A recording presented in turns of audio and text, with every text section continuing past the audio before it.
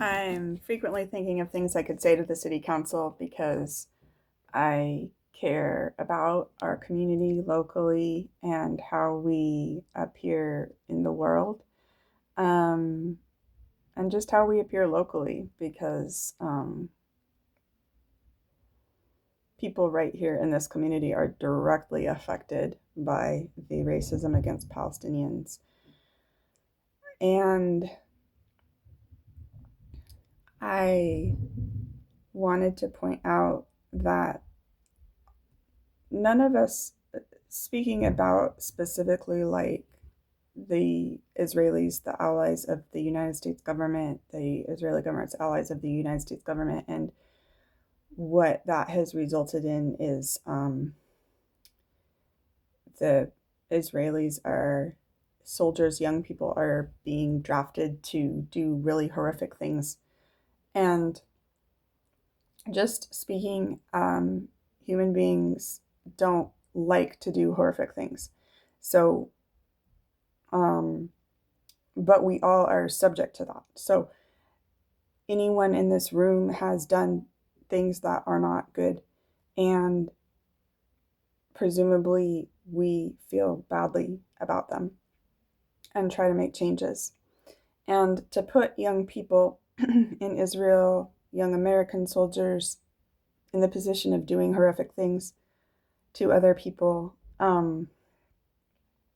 it takes a lot of pressure to build up a society here in America and in Israel that encourages people to do horrific things. And there's a spectrum, war, and then what we're talking about is horrific war crimes and torture. And my point is that that is of its own cruelty, is to force young people to do horrific things to other people.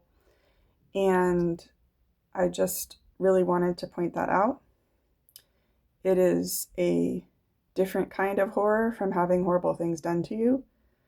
Um, but since there does not seem to be at this time, a majority of sympathy for Palestinian people as a whole, in Corvallis, speaking also to the hope that there could be sympathy for the Israeli soldiers who are being drafted to, among other things, rape people with dogs, train dogs to rape people with hot iron rods, to rape Palestinian people, to imprison children. So to shoot children when they're begging for food, after being deprived of any ability to raise the food on their own. So you have a situation where Israeli soldiers are committing suicide from the horrors that they have essentially been extremely pressured to commit.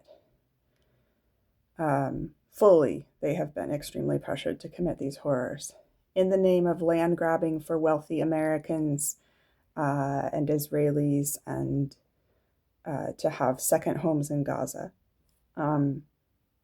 So it's not a righteous fight,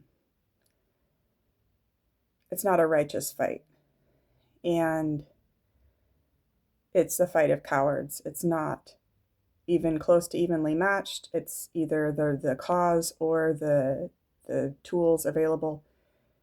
So I think that maybe a way to understand how important it is that the city council take a stand against companies that profit off of torture, some kind of stand, even if it's verbal, even if it's the mayor saying a proclamation that we don't want to support companies that profit off of torture. We don't want to continue pressuring humans to torture other humans, pressuring Israelis to torture Palestinians.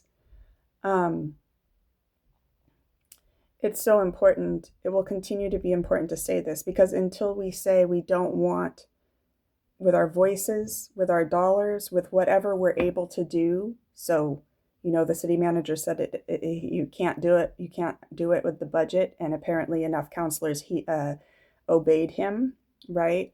Um, but you can still use your voices. So the mayor can still use his voice to say, I say a proclamation that we do not support morally this torturing, this double torture. So pressuring young Israelis to torture young Palestinians, to torture healers. Thank you.